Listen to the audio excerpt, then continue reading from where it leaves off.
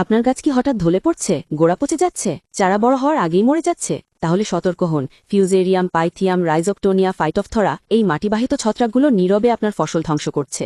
বারবার ছত্রাকনাশক ব্যবহার করেও ফল পাচ্ছেন না, কারণ সমস্যাটা মাটির ভেতরে। আর এই সমস্যার কার্যকর জৈব সমাধান হল এসডার্মা। এসডার্মা শুধু রোগ দমন করে না, এটি মাটির ভেতর থেকে ছত্রাক ও নেমাটোড দমন করে গাছকে সুস্থ ও শক্তিশালী করে তোলে।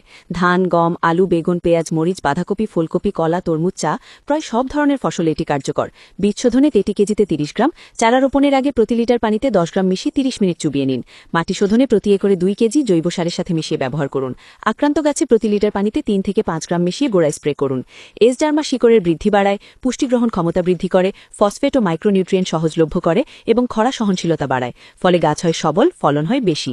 সবচেয়ে বড় কথা, এটি রাসায়নিক অবশিষ্টাংশ কমায় এবং মাটির গঠন উন্নত করে। অর্থাৎ আজ শুধু রোগ দমন নয়, ভবিষ্যতের জমিও সুরক্ষিত।